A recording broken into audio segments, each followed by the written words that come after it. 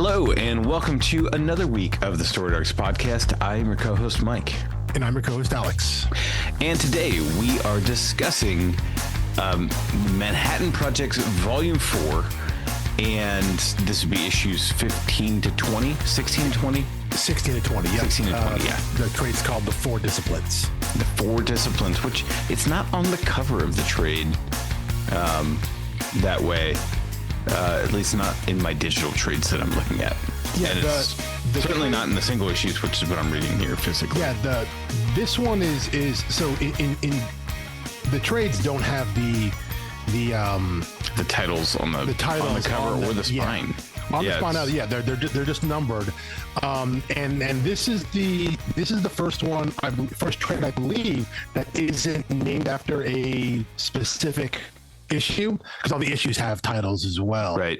I don't believe this one has a specific title, but it refers to the four projects that Oppenheimer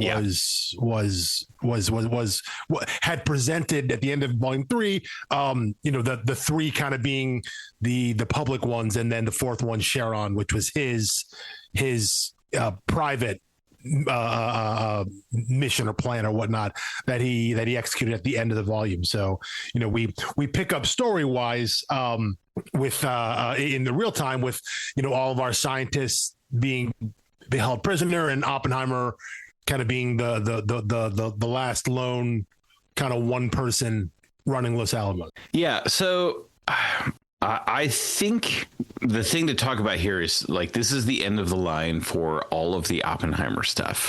Yes. And in most other series, it would have really bothered me that we had all of these one-shot issues tracking the Civil War in his head, and you get all of these secret machinations and plot, and the series literally opens with him in issue 1, and every 5 or 6 issues you've got a dedicated story just to what's going on inside his head, and as soon as that starts to reach a resolution, he gets shot in the head and the whole thing's over.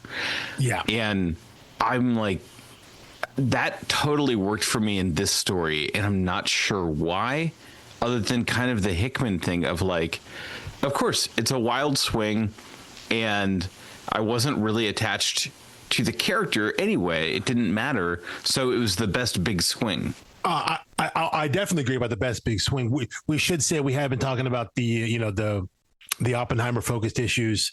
Obviously, the first issue. What was Infinite Oppenheimer's, the opening issue, and then we had issue 10, issue 15 were the first parts of the Oppenheimer War that were drawn by Ryan Brown. We get that again here, except it's issue 19. It is the penultimate episode issue of this volume, and yeah, I agree that it is definitely the biggest swing, but it's also. It's the kind of swing how to put this? Normally, it's the kind of swing you make that either ends a book or ends the first chapter of a book, like the first block of a book, right? Like, and so for me, I enjoy from a purely narrative standpoint. I loved it, and I loved seeing what they've done previously, right? Where at the end of issue 18, when Oppenheimer takes Einstein and he's trying to do, Oppenheimer's trying to do something, right? We don't know. He puts on like the Cerebro helmet, and he's interacting with the AI FDR, and we see him come to, and you can make an assumption as to what happens. I think when you read 18 the first time, you make an assumption that Robert, the blue Oppenheimers have taken over, and he's back to his quote unquote normal self, right? And then he gets shot in the head. Right. And then issue 19, which is like the best thing that could have happened for everyone at Los Alamos. Exactly. Yeah. So and then, there is a tragedy to it. It is. But then in 19, we get the Oppenheimer War. We go back into his head, and we see the way that the internal struggle, however that's being visualized on the page, manifests at the same time as what Oppenheimer and Einstein are doing in like the real world, right? In like the material plane. And we see that, yes, Robert and the Blues have won the war. They've taken control, and then they get shot in the head. And you're like, okay, now we see both sides of that. And then issue 19 ends with that full reveal that the person that shot him in the head is Albert Einstein, right? The Einstein of our world. That's which plays. So what I'm going back to where I started this, that's a great way to shift your story, saying like act one is done. The story of Oppenheimer is done. Now this is a story of Einstein. Right. And so if that had been the last issue and you end on that, that's a killer ending. But if you do that, you're like, okay, we're going to set it up now that Einstein and Einsteins are the story going forward. And we're going to die that one of their hair colors, presumably just for the reader. Less confusing there. But we can get there next week when we talk about volume 5. But my viewpoint is that reading it now, knowing that there's only 2 volumes left, and knowing that one of those volumes, volume 6, is kind of a standalone coda kind of thing, you know, because it was initially published as had a different subhead, you know, the Manhattan Project's : The Sun Beyond the Stars. So the idea, so knowing at this point in a reread that we have this big narrative shift and there's effectively only 1 volume left, volume 5 of the original run, I don't want to say it cheapens it for me a little bit, but it takes, for me, it takes a little bit of bite out of the overall kind of storytelling process, but definitely in the moment, I loved it because you're like, it's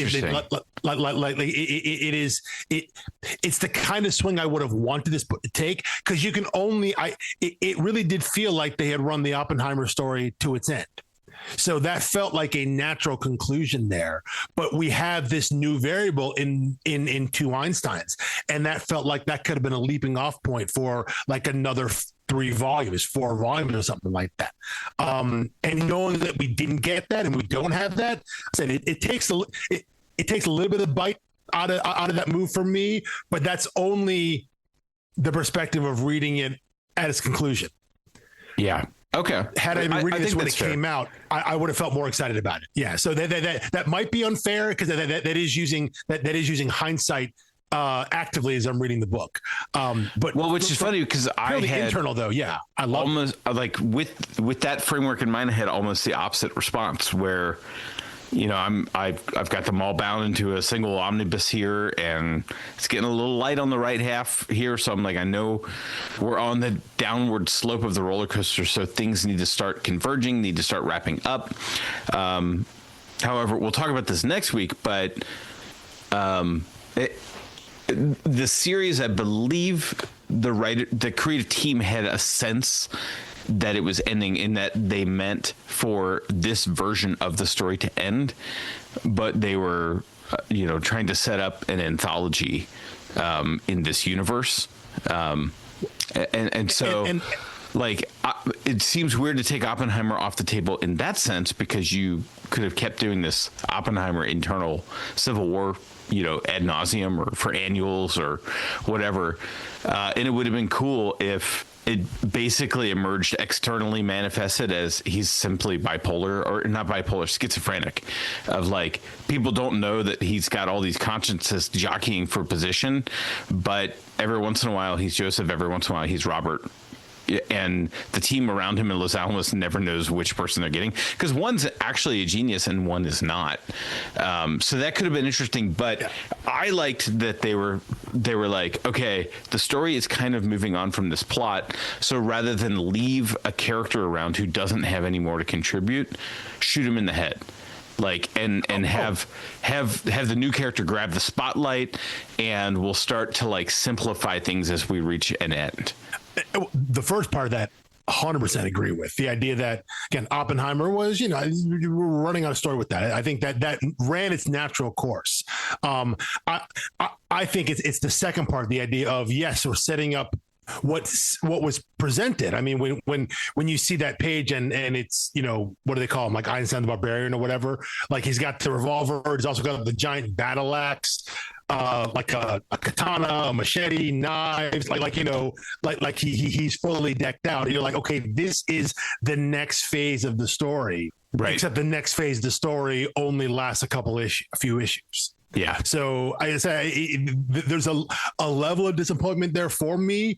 But I think the journey of getting there in this volume, I really did like, and I liked that the way they wrapped this up was, you wrap up the story as into like Oppenheimer's story in issue 19. And then you have one issue is kind of a coda for this whole thing. And that is Albert Einstein's journey through the multiverse, I guess. Like what happened when him and Albrecht changed places, and that ends the volume. Because again, all that felt like set up for some really cool things going forward. And I think we are going to get that. But again, just the visual of knowing only 2 volumes left, and one of them really isn't going to deal with any of what we're seeing.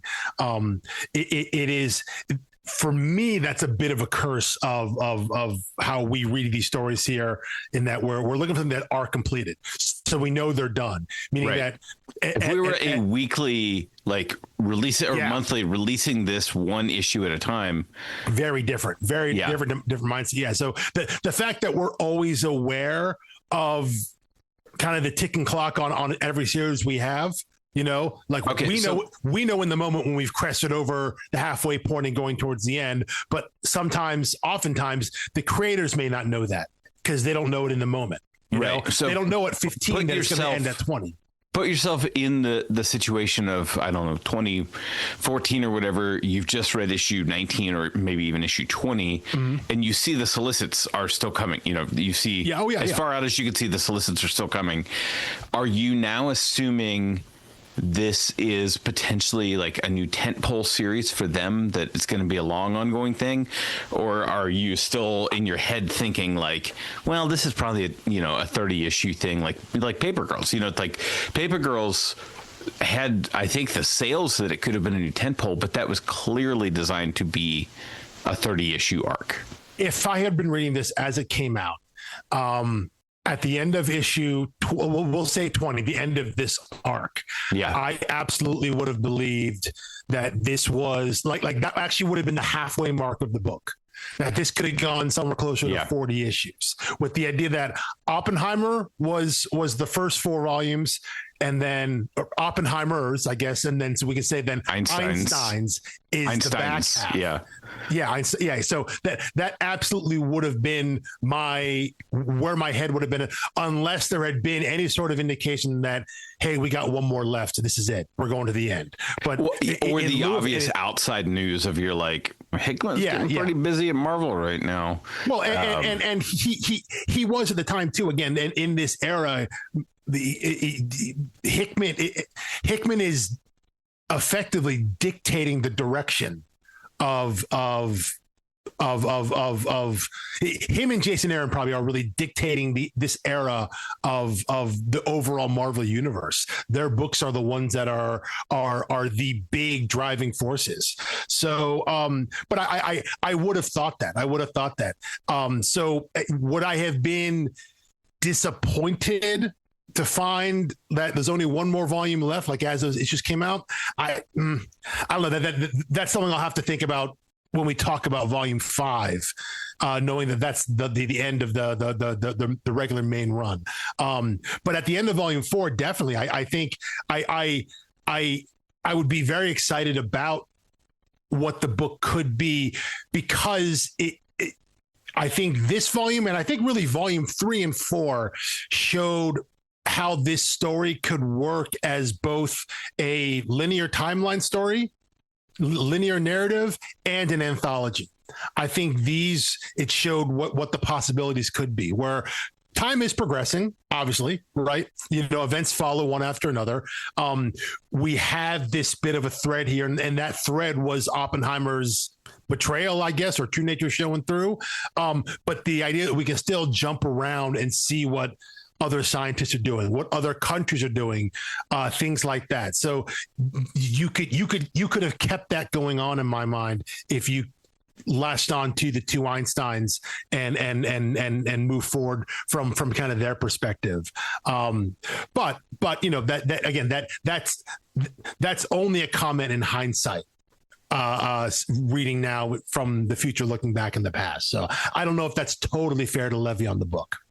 I don't think it's not fair to levy on the book, but I also don't hear you doing that. I hear you saying, like, it's impossible for me to totally gray out this interpretive framework, but I'm not punishing the book for it. Yeah. And that might be. I guess we haven't said it, but like, I really enjoyed Volume 4.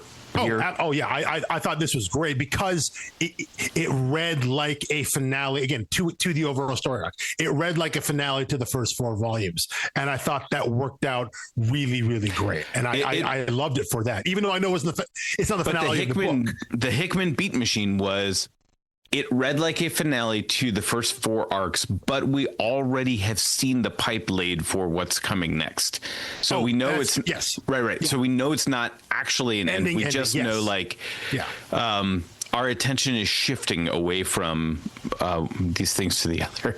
I agree entirely. I think that's maybe part of why you and I both really love how this volume was laid out, because we get all of that. We get closure to the story, this kind of thinly laid ongoing narrative, because as we talked about, there hadn't been a lot of that. There wasn't like wasn't a lot of this is the underlying story that's driving the entire narrative. We got more of that in 3 and 4, but to wrap that up and set up things that we know are coming, like we have two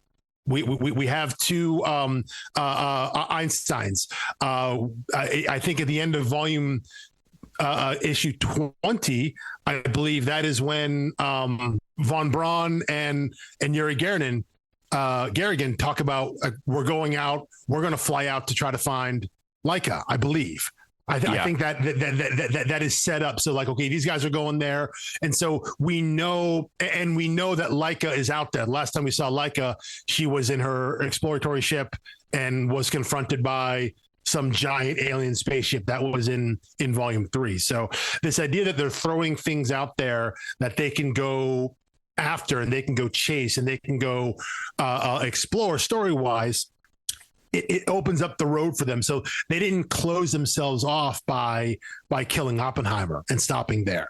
They did that they did that at the same time and kind of seamlessly opening up the rest of possibilities for them. So yeah, I thought this was I think this might have been like the best crafted volume because it had such intention behind it. Yeah. Because they knew where they were going for these 5 issues. I mean, they knew what they were ending, what they were setting up, and so having a little more direction for the book. I think this one was crafted story wise. I think the best of the 4 so far.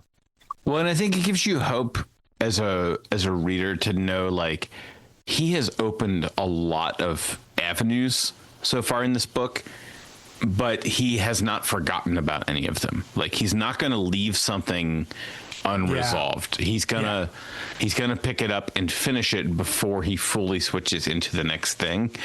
And it's just like, it's not even a necessary thing. It's just a really important thing to me as a reader that we don't just leave chunks of plot on the table. Some people may not care. But I think I've said before, when I watched the series Lost for the first time ever during the pandemic, and I knew there were a lot of hot takes on the finale, and I actually thought the finale was fine, especially given how messy the show in general had become to that point. My only complaint about it is that I didn't get to see, like, they answered all of the questions we had about the island, but I didn't get to see Jack learn all of the things about the island. Like, he was off island when the blonde guy and the Wasp. Wow, I'm really bad at actors' names.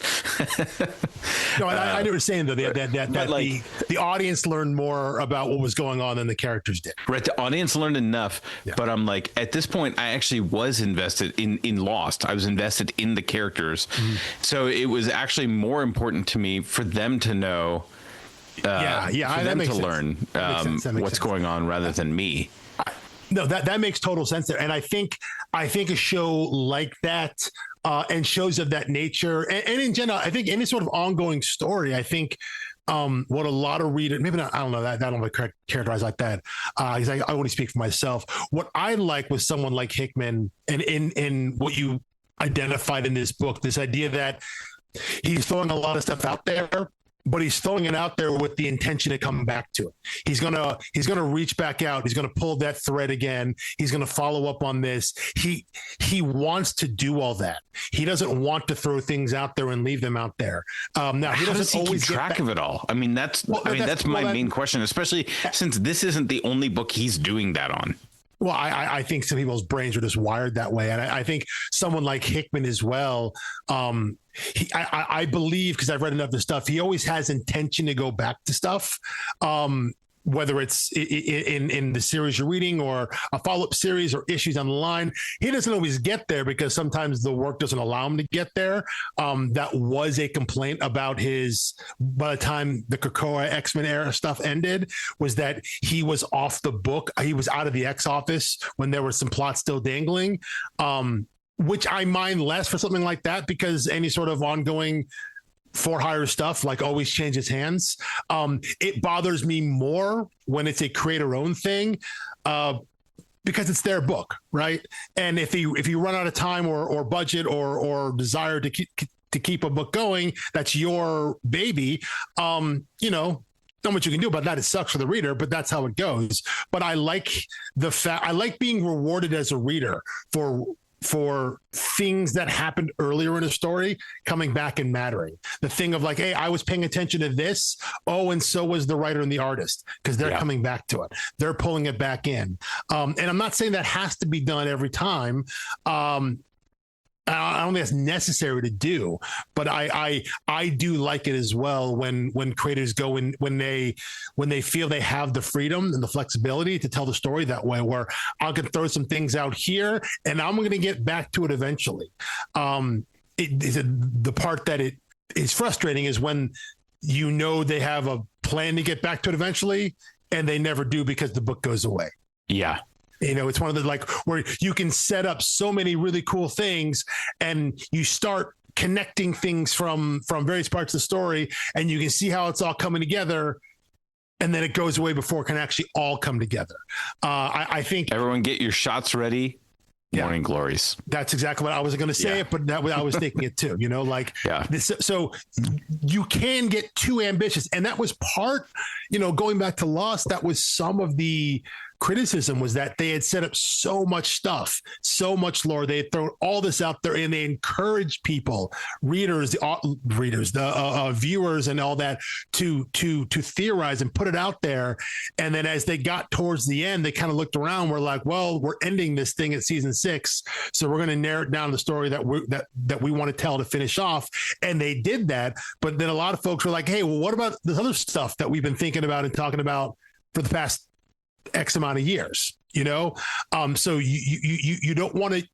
I think the problem is they started to let, like, it was really probably the second wave. Okay, so I'm going to say it's the first wave of real shows like that. From the time they launched, there was social media and there was like, the websites where people get on and talk about episodes each week. Yeah. Like, and I think the team of Lost was clearly reading that stuff. And so I think they started to try to feed into what people were reacting to the most. And I'm not like that. It's an interesting approach. It's not inherently flawed, but I think the problem is they lost the thread of what they were trying to do. But what JJ was so good at, and what's his name, the guy who ended up writing, he's written comics too. It was Damon Lindelof and Carlton Cuse by the end. Abrams was there. Lindelof. What he's so good at doing is building up that mystery box. Yeah. And somehow coming into the next season, like, it leaves you on a cliffhanger, comes into the next season, doesn't even talk about the mystery box from season 1 because it's like something bigger, more urgent has happened. And by the time you get like some clunker of a reveal from the season 1 mystery in season 2, episode 2, it's like, yeah, who cares about that? I'm on to the new mystery.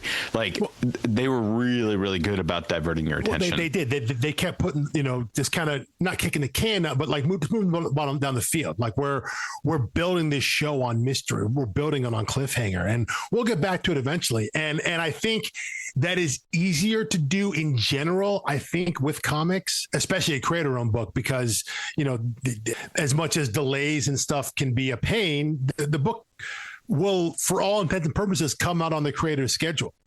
Mm-hmm. So it can come out when it's ready, and they can decide, how much we're going to pull from, how much we're going to mine from what we did in the past. I think, thankfully, a book like Manhattan Projects I think this story, thankfully, is less about mystery and more just about random things they put in there. I think we talked about Enrico Fermi last week and the fact that he was an alien, and the fact that they revealed that to the audience in the first volume that had no context for. In volume 2, we saw him transform an alien out and kill a bunch of people and then transform back, and it wasn't remarked upon with the person he was with, Dr. Dalian.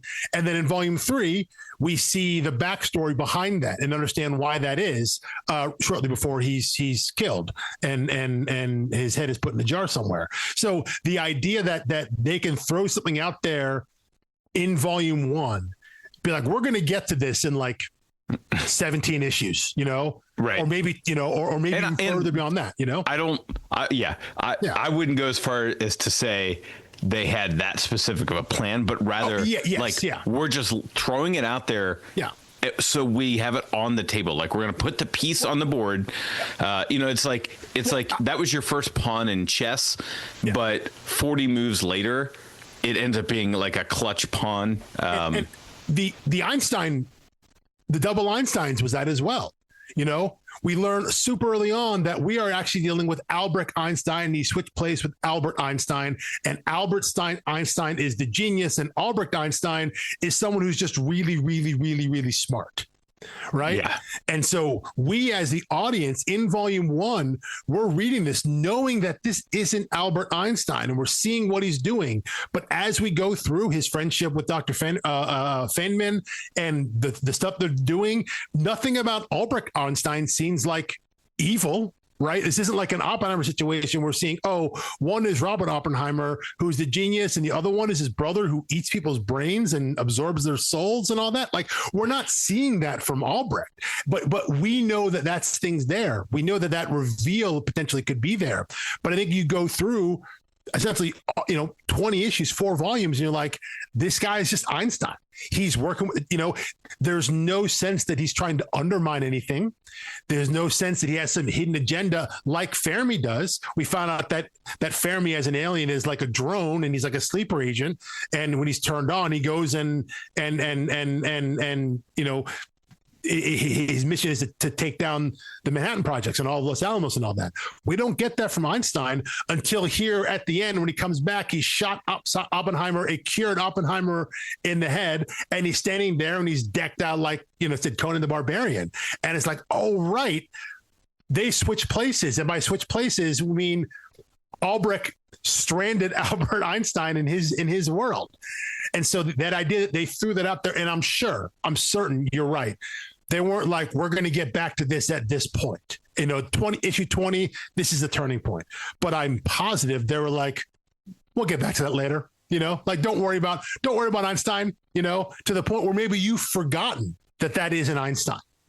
They put a little hint to that last volume, right? I believe it was last week we talked about when Oppenheimer was executing his plan to take over the projects, and like he sent a bottle of some liquor to Einstein and Feynman, right? It was they were drugged or something like that. And right as Einstein was about to pass out, he was starting to confess, like, I'm not the line of blah blah blah blah. Then he passes out, and then they wake up in the jail cell. So they were clearly seeding that back in to remind you, in case you're not reading the cast of characters page every issue, every volume. They seeded that back in there to drop that hammer at the end of volume 4. But again, yeah, something that had been set up and that I would have thought at the time, and I think I mentioned it in volume 1, the idea that, hey, by the way, this guy also isn't who he says he is or who we think he is. Is that going to be an issue? Right. If it was a soap opera, that would have been the main issue. In a book like this, it ends up becoming a non-issue for 20 issues. Right. Yeah. Well, yeah, it's like because like the personal interactions here, like, and I think this is one of the larger points of the book is like the personal interactions here don't really matter because everyone is so locked into one objective, which is the science. Yeah. Like, what can we do? How far can we go and how quickly can we get there? Yeah. And whether someone is an imposter or not, or whether someone is a communist or not, or whether someone is anything, like, it does not matter. All that matters, right? All that matters is their utility to your goal. Yeah.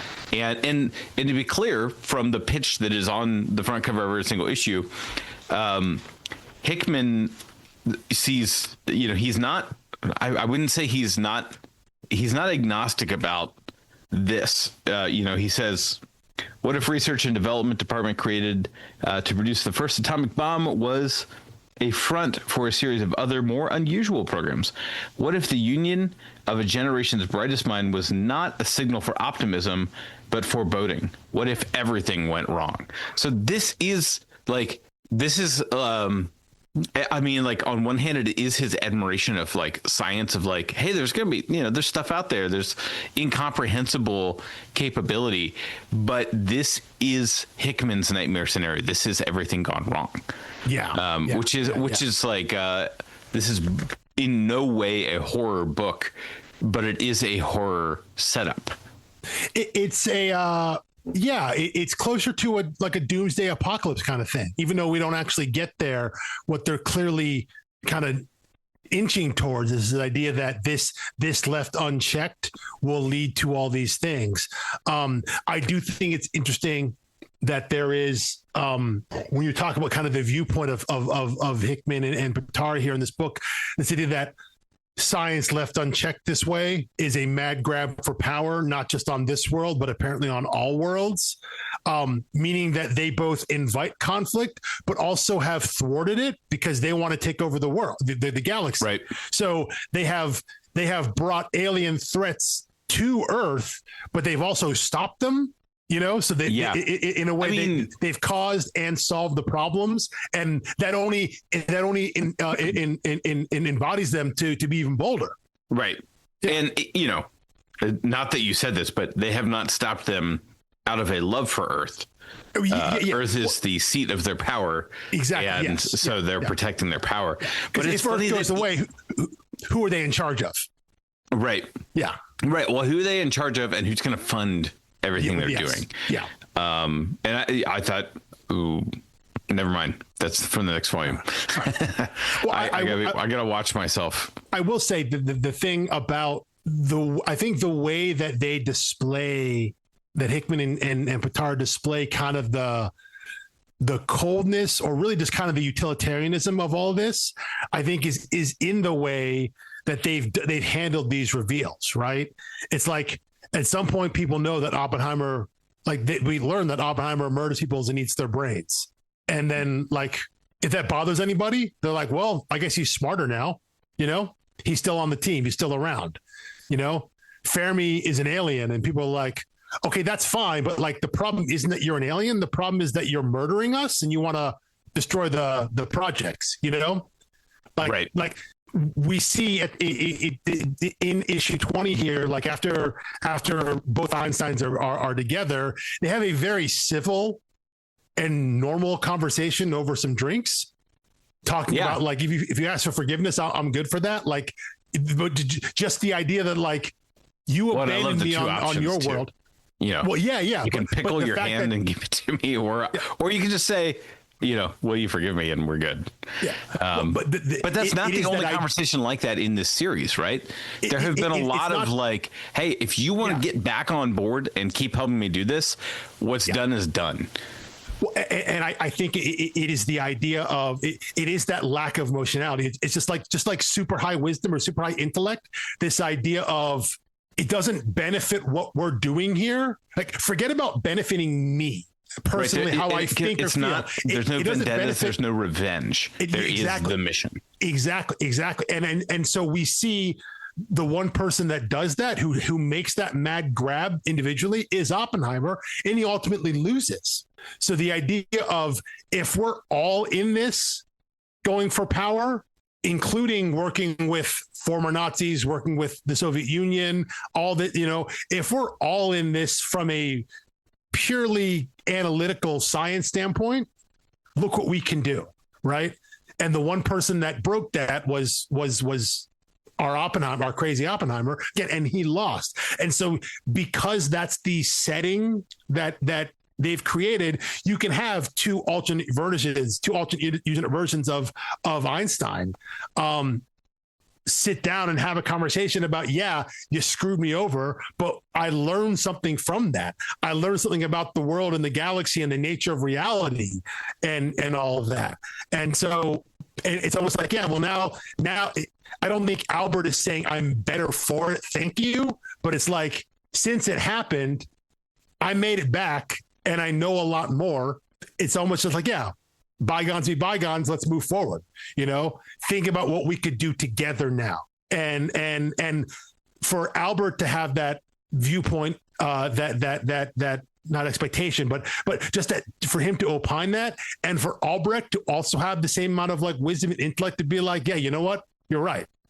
It's like, I screwed you over once, but like, there's a trust there that he wouldn't do it again, and that Albert wouldn't enact revenge on him by throwing him back to his own world, right? It's like everyone is almost weirdly acting in good faith because they're putting the intellect above everything. Yeah, it takes emotion out of it, which is very strange. I mean, the most interesting thing to me, like, about what you just said, which I didn't really clock, is that the reason Oppenheimer had to get shot is because he transgressed this principle. He was no longer interested in the collective science approach of it. Instead, he got distracted. And once he's off course, he's of no value to anyone. Yeah. Well, now, of course, he could have. Now that Robert was in control, we'll never know that. But I do think what you said is informative for what we saw in Albert Einstein's flashback, in the world he was sent to, where Oppenheimer was like a king. And we get those great moments where all of the people there are versions of like Werner von Braun, Dalian, of General Groves, in that world where Oppenheimer is king, the first world that Einstein sent to. So that idea, which is why when Einstein comes back, he's like, I'm going to kill every Oppenheimer in every world I visit, because every world he's in, he is ruling the world. He is king. And so him coming back, even though he hadn't achieved that in our world, that was clearly his plan. That was his goal. He was on the road to that.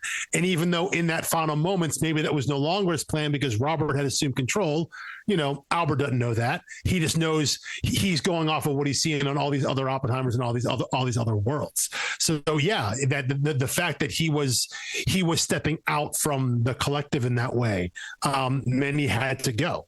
So yeah, there are some. There's a nice parallel structure there in terms of the story they had been telling and the one they tell specifically here with Einstein's perspective. It all wraps up really nicely in this volume. Yeah.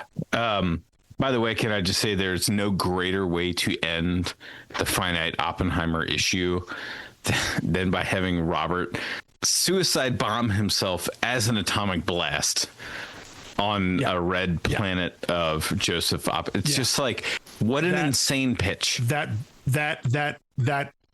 I guess it's not a full double page splash, but the half page splash right there. With Nick doesn't do a lot of double page and the skull. I laughed out loud at that page. It's fantastic. It's fantastic. Like, I mean, I you're right. I just cackled with glee, and I was just like, Yeah. of course, there's no other way this could have ended. Like, this is like it. Why would you have the character Oppenheimer if there wasn't going to be? Because like the actual dropping of the bombs was really downplayed here, because it was just like, that's the tip of the iceberg, my friends. Like, that's what we had to do to get the government grant in order to do all the stuff we wanted to do. So the actual dropping of the bomb. And by the way, is it this volume where the interrogation of Groves, comes out that people know he defied an order dropping the bombs on Nagasaki and Hiroshima? Yes. That was his interrogation. Because that was. How much truth serum did they give him?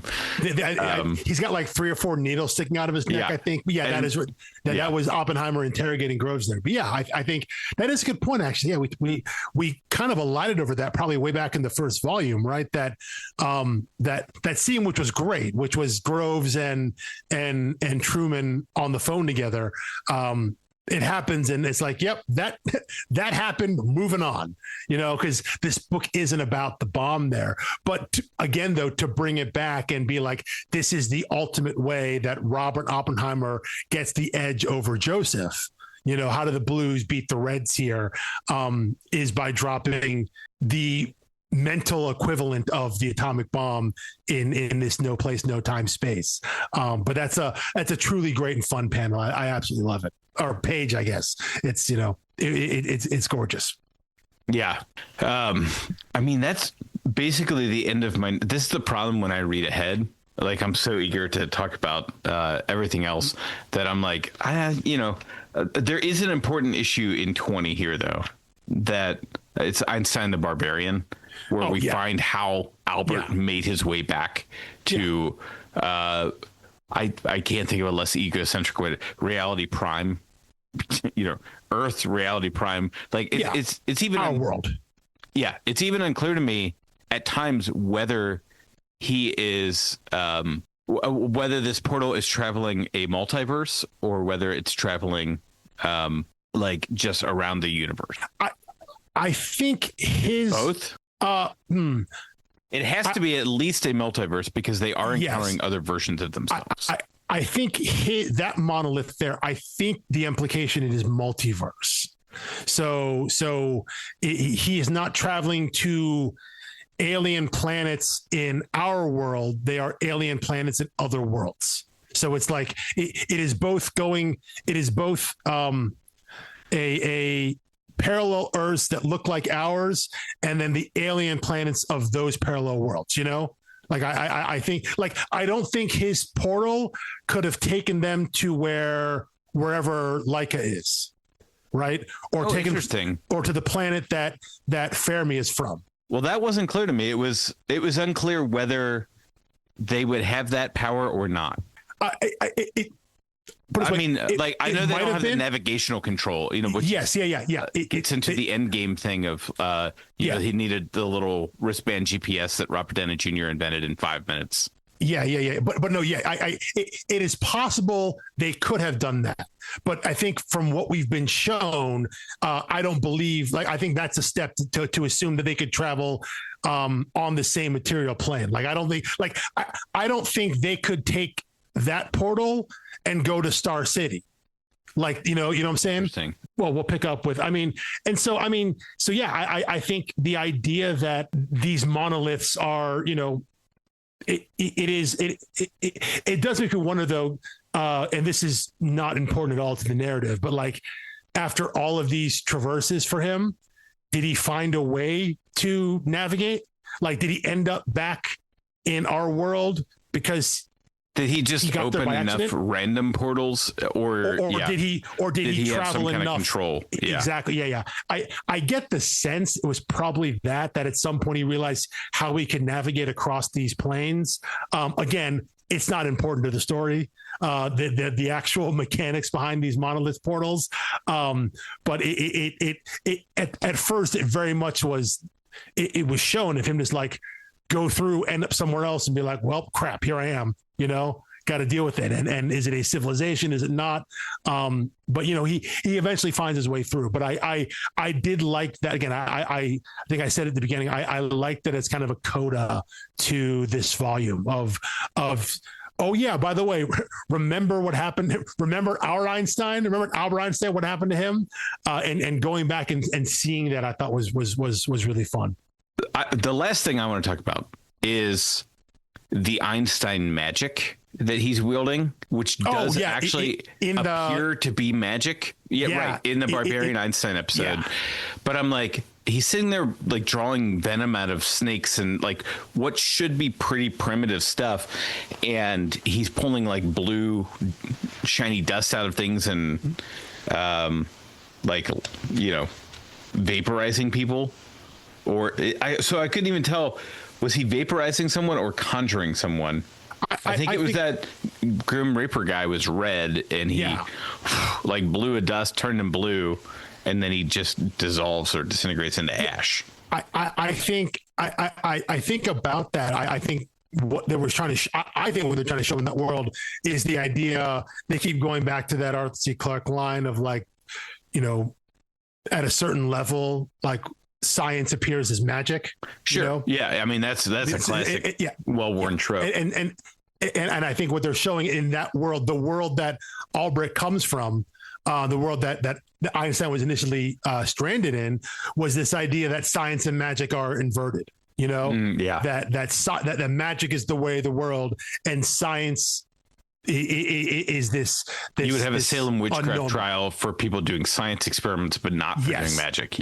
Exactly. Yeah. And so seeing him, so putting him in that world in a situation where that is flipped, so he is a heretic because he does science, not because he does magic, but still be, they call him a wizard still, right? So like he'd still be a witch in that world.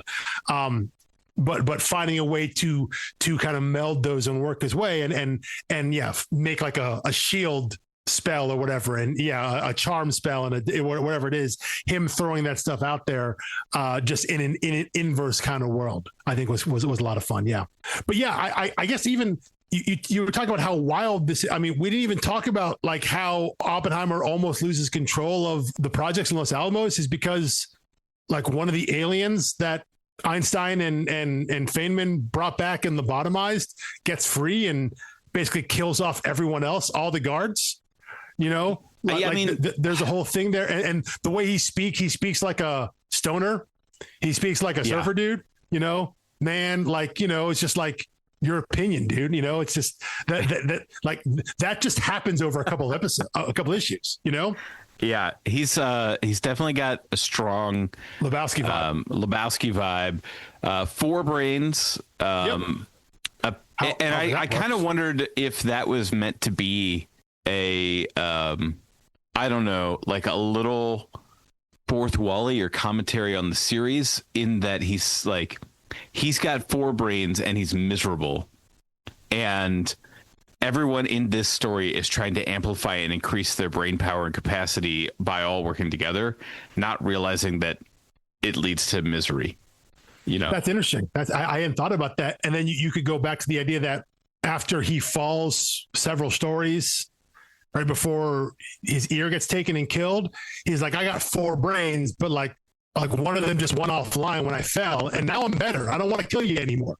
Right. Yeah. That was kind of his thing with Westmoreland, the general there who takes his ear and I guess presumably kills him. I guess we don't know the fate of him at the end of this. But yeah, I didn't think of it that way, but that was interesting. But I do think the way I think of it was that would be stolen valor, right? To wear the ear around your neck and not have killed him.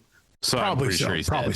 He probably is. But the way I did read that, though, I mean, was like that's just physical manifestation of consequences, just them of them meddling and thinking they be control. And the only reason it gets out is because Einstein and Feynman have a timer lock that they have to check and be there every 8 hours.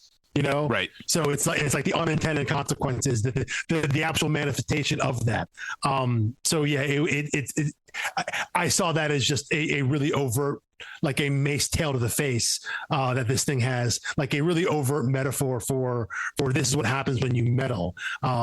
these are the consequences. So, but yeah, it's a thing that happens that once again, when it's over with, the scientists at Los Alamos are like, yeah, okay, well, let's clean that up and move on. There's no, it's like, it's almost like, what can you do? It happened, alien got loose, killed a bunch of people, and that's it. And again, the complete lack of sentimentality, both from the creative team and from the characters in it. The characters. Yeah. They're just like, what are you going to do? You're not going to hold an alien captive and experiment on them. That's not exactly. That's not an exactly. Exactly. Yeah, exactly. Like we obviously we have to do this. And if it gets free and kills a bunch of us, okay, you know what? We'll either kill it or put it down or recapture it. But it's not going to stop us from doing it to the next alien we find. You know, we're not discouraged by this because I think there's a little bit of a baked in assumption for all of these characters that if this alien found us, this is what they'd be doing to us. Yes. Yeah. Because they're more advanced, and this is how you get more advanced is you study things. That's when the two Einsteins are working together. Hold on, I might be jumping. No. Yeah, you think you are there, but no. But it also but that's also not an incorrect assumption because when the first alien race, that was in volume 1, I guess, right? When the steel, the aliens come down, and they have this meeting, and everyone thinks it's supposed to be civil, but obviously they're here to like take over the planet, and it ends with that's where it ends with Oppenheimer eating the brains of like the one main guy, right? So like they were coming here to take over, whatever species that Fermi was, they were coming to take over, and so like. The reinforcement that the scientists are getting is that their assumption isn't wrong, that the alien species are hostile, and so they're justified in doing this because you're right. If we weren't doing it to them, they'd be doing it to us. And again, not saying that is a proper justification, but all the reinforcement they're getting from their explorations is that this is the way to go, and the fact that they keep prevailing, or at least they keep surviving, and a bunch of red shirt soldiers and security guards keep dying, they're more of them. As long as we keep going, we keep advancing, that's kind of all that matters here. Yeah. I'm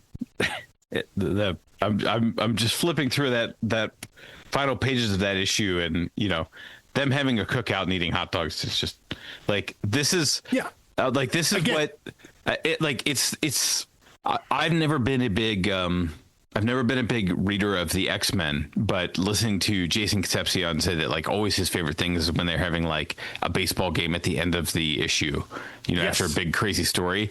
Yes. This is the anti that, and yet it's still that. It's still them sitting around having a picnic. You have the irradiated man reading a book in a lounger, and two Einsteins sitting around a table, and multiple people with helmets on, which I don't know how they're eating. It doesn't matter. It was just like, this is a cool scene. It is weirdly, I think it plays into something that you've been talking about, and then I definitely agree with this idea of this book isn't actually about characters, in that we don't actually care about these people because none of them are actually good, but because they're interesting, their relationships are interesting. Because we know the science is so wacky and so out there, and obviously it's so self-motivated, right? This idea of this just one grasp for power and control and all this stuff here. And so when you have the things of them just like, oh yeah, they're sitting out and just having a cookout, and there are two Einsteins there, and no one's bothered by this. Again, and so those moments, those quieter moments when they're just hanging out and talking and attempting to be like regular people. Like when they're attempting to connect and just talk and hang out, it's so weird because, there are so many levels of it and none of it bothers any of them. In their mind, it's like, well, we're hungry, man, right? We just got to eat. And so let's just grill some hot dogs up. Okay, yeah. It sounds good. And none of that's weird, but it's weird to us as the reader. Again, not because it's like, oh, look, they're making friends, they're hanging out. That's great. Hope these guys all live and survive. Like, I don't feel any of that for that page, but I'm with you. It's so interesting because it's so incongruous with the rest of the book of like all this crazy, wild, terrible stuff. Some really gory in this volume, and I think there's been a slow ramp up of it. Not that I don't know if it's intentional or not, but like the deaths are really gruesome. You know, like there's a lot happening there, and it's at such an absurd level. Like it to me, it's like it doesn't affect me at all, but just visually, there's a lot happening there. And then we just sweep it all up and like, yep, we getting tacos for lunch. Anybody? Is that good? Yeah. Barbecue. And like, that's it. And it shows who these people are, these characters are. And again, how they're wired. I was going to say how they're wired for better, for worse, but generally I think we can for worse. Yeah. For worse. Yeah. There really is no or there, but having those moments. And I think Hickman and Pitarra understand the inherent comedy of those moments. So they don't have to make them funny. Like those scenes don't have to be funny, right? You don't need a punchline. Exactly. The visual, the fact that it happens, that's the comedy there. And I love that level of restraint from them. And I don't even know how much restraint it is on their part. I think they're probably just aware this is what it is. I mean, I think we know that Hickman is very willing to make a quip because the finite Oppenheimer, you know, again, that's the stuff all kinds nothing happened to no one at such and such time. Yeah, is how he's laying that out. And if he's not smirking to himself each time he writes something like that, then I'm concerned for him because like that is true. Yeah, he's clearly having a blast. Yeah. I'm not saying he's not inherently funny as a writer. There's plenty of comedy there, but the fact that they know that those scenes are just inherently ridiculous and absurd. And so we let that sit there. And then the dialogue, whatever they talk about, the interaction can be anything, because at that point, the situation is so ridiculous that it almost doesn't matter what they're discussing, because they're discussing it as they're having a picnic. Right. So inherently, anything they say, anything they do, any realization they have is just like, but we're all just hanging out in the sunshine after guess we had to clean up like 36 bodies that got destroyed by this alien that got loose, you know, and Oppenheimer is now dead, you know, but hey, you know what? We got hot dogs to grill. So, you know, let's move it on. We'll talk about this more tomorrow. It's that sort of thing. It's just that to be aware of how off-putting, or not even off-putting to put the reader, just to know what state that'll put the reader in. Yeah. That you have them automatically just by showing the visual, that you're going to put the reader in the mindset that you're going to want them to be in. You've essentially tricked them into doing that. And stuff, I mean, stuff like that. It's so fun to do. And it feels so right for this book, which not even borders on absurdity. It goes so far beyond absurdity that things like that make sense. You know, there are some books that if you tried those kind of gags, they'd fall flat because the book isn't set up for that sort of visual joke, I guess. But because this book, like that's the kind of thing that would work in something like, you know, we since we've talked about Ryan Brown, the books he's done with Charles Soule, again, Curse Words, 8 Billion Genies, The Lucky Devils, books that have an absurd premise at their nature, where when the artist can do and draw whatever they want, putting a normal scene for the absurdity of it just fits the tone perfectly. So you're not taken out of the story when it happens, and you're not taken out of the story here in this book, because even though you may turn that page and be like, what are they? This is ridiculous. You're then immediately like, well, yeah, of course they just sit and have lunch. Like, of course that's what they would do. You know, even as absurd as it is, you're like, yeah, it's ridiculous and absurd. And it's also the most obvious next logical thing that would happen. Like both of those things work together. It's the weird moment because it's the only normal moment. And I think that summarizes the book. Because like, then what is the next page, which is the final page, which is, the hair dyeing scene. Yes.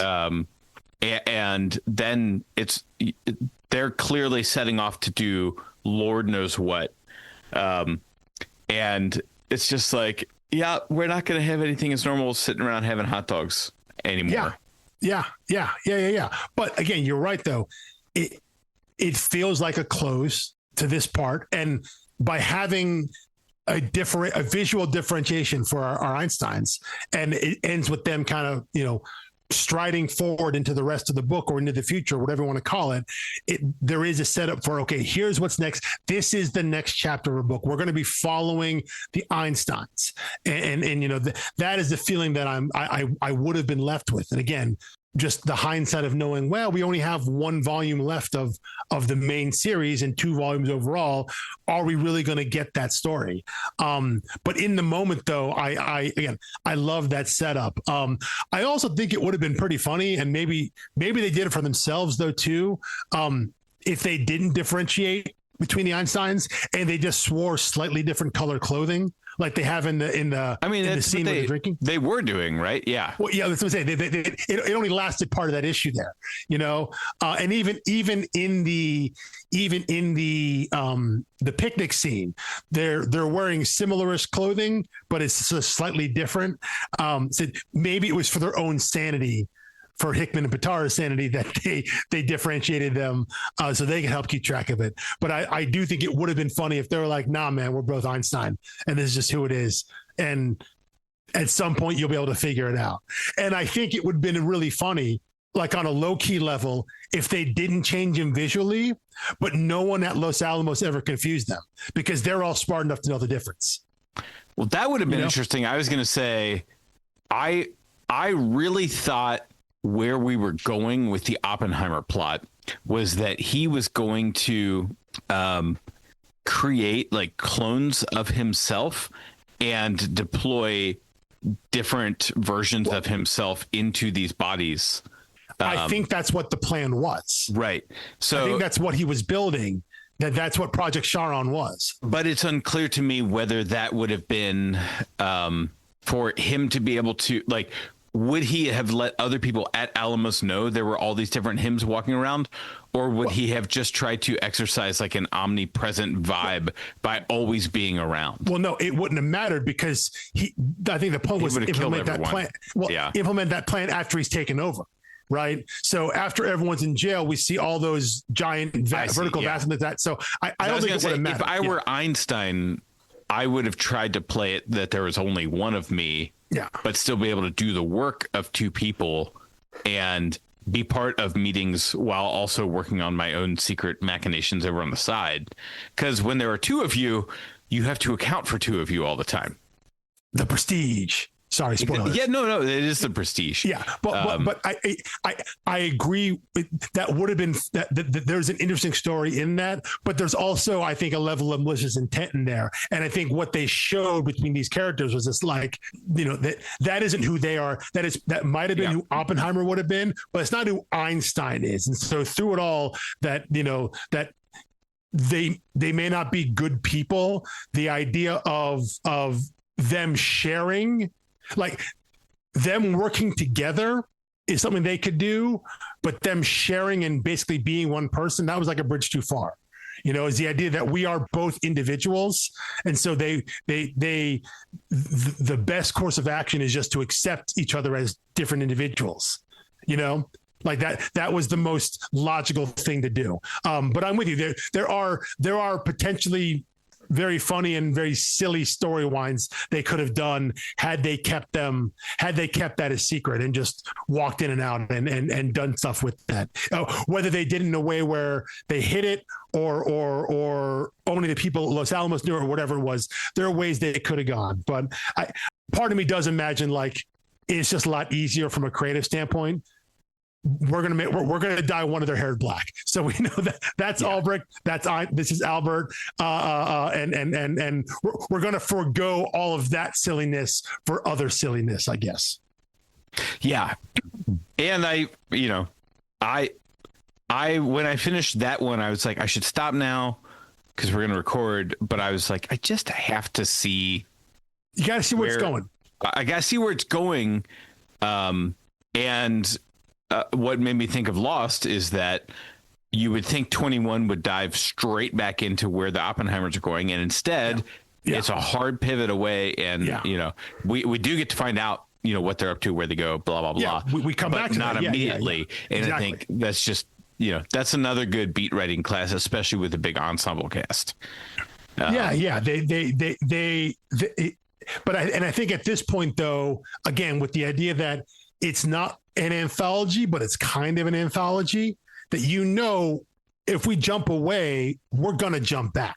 Yes. So there, at this point, I think there's a level of trust that you're like, okay, well, we're going to pick up this thread now, but we're always going to circle back to something, to where we were before, and we're going to tie all this together. We're going to get there and do all that.